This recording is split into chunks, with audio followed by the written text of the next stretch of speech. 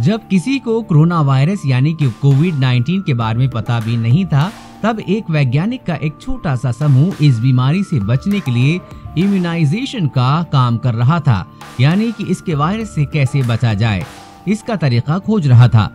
12 साल से चल रहे रिसर्च का फायदा आज मिला है, क्योंकि इसी रिसर्च के आधार पर दुनिया की पहली कोरोना वायरस की वैक्सीन बनाई गई। आइए जानते हैं इन वैज्ञानिकों की कहानी।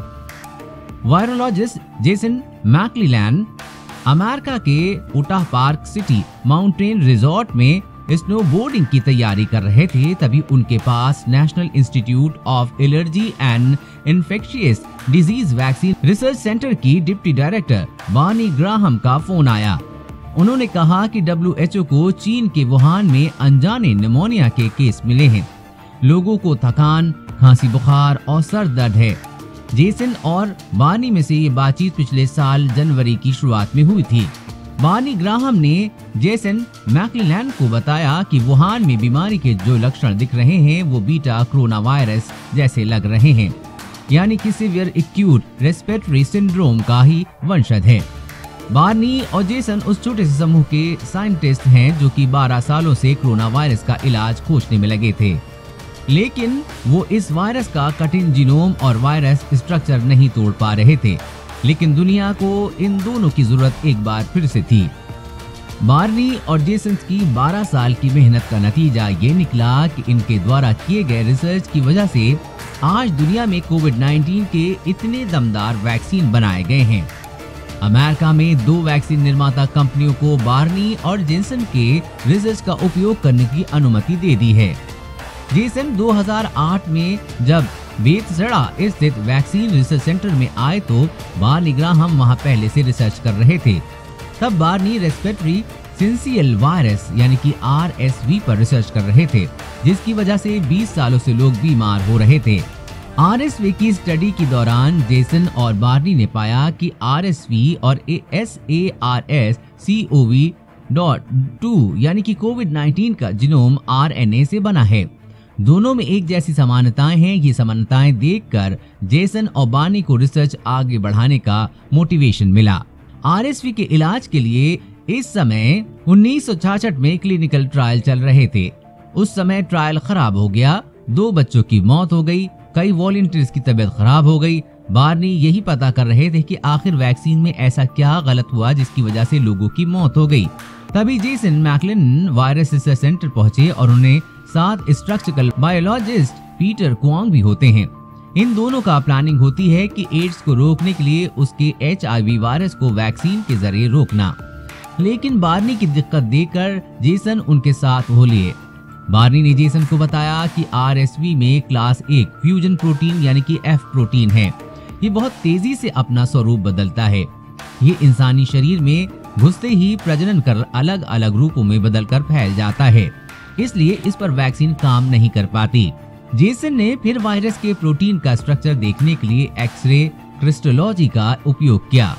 इसके जरिए पहली बार RSV के बदलते हुए F प्रोटीन का स्ट्रक्चर बनाया गया। इससे बना प्री-फ्यूजन एक प्रोटीन की तस्वीर को एक लॉलीपॉप जैसा दिखता था।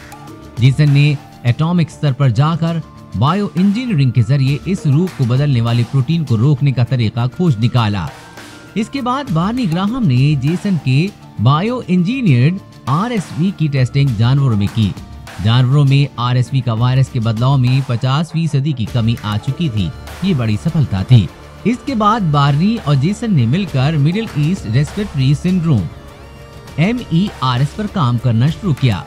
मर्स में भी कोरोना वायरस जैसे कटीले प्रोटीन थे, ये भी अपना स्वरूप बदलने में माहिर थे। इस समय जेसन के लैब में HKUI नाम का पुराना कोरोना वायरस था, जिसकी वजह से हल्का जुकाम होता है। इसे साल 2005 में खोजा गया था। इसके बाद जेसन ने HKUI की 3D इमेज बनाई, उसका मॉडल बनाया। कोरोना वायरस के प्रोटीन की जांच करने के लिए जेसन को क्रियोजेनिक इलेक्ट्रॉनिक माइक्रोस्कोपी का सहारा लेना पड़ा, क्योंकि एक्सरे क्रिस्टलोग्राफी से कोरोना वायरस सही से पकड़ नहीं आ रहा था। जेसन और उसके साथ पोस्ट डायरेक्टोरल फ्लो नियोनशुआंग वांग ने HKUI की स्टडी के बाद फैसला लिया कि रिजिड अमीनो एसिड को मर्स के प्रोटीन से मिला दें तो वो रूप बदलना बंद कर देगा। जेसन ने 2p म्यूटेशन को लेकर साल 2017 में पेटेंट फाइल किया। उसी दौरान बार्नी ग्राहम की प्रयोगशाला में मॉडर्ना बायोटेक कंपनी के साथ समझौता किया। ये लोग MERS के लिए mRNA वैक्सीन तैयार करने में जुटे थे। खैर, ये तो थी इनकी पुरानी कहानी। अब कोरोना वायरस से असली लड़ाई जानिए।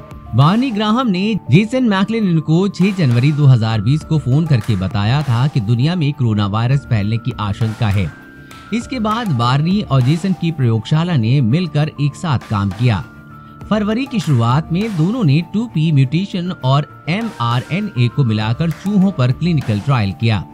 चूहों में कोरोना वायरस के खिलाफ तेजी से एंटीबॉडीज बनी। 4 मार्च को US food and drug administration ने मॉडर्ना को उसकी कोरोना वैक्सीन का ह्यूमन ट्रायल करने की हरी झंडी दे दी। लगभग उसी समय फाइजर बायोएनटेक ने बार्नी और जेसन से बात की ताकि वो 2p म्यूटेशन को अपनी वैक्सीन में शामिल कर सकें। दोनों का काम पेटेंट था, काफी ज्यादा प्रकाशित हुआ था, इसलिए नोवावैक्स और जॉनसन एंड जॉनसन ने अपनी वैक्सीन के लिए दोनों से बात की। नतीजा आपके सामने है। फाइजर और बायोएनटेक की वैक्सीन अमेरिका द्वारा आधिकारिक तौर पर कोरोना के लिए प्रस्तावित पहली वैक्सीन है। इसकी क्षमता 95% है, वहीं मॉडर्ना की वैक्सीन की क्षमता 94% है। इस खबर के बारे में अपने विचार नीचे कमेंट बॉक्स में लिखकर बताएं। वीडियो को लाइक और अपने दोस्तों के साथ शेयर करना न भूलें। साथ ही हर खबर सबसे पहले पाने के लिए चैनल को सब्सक्राइब कर लें।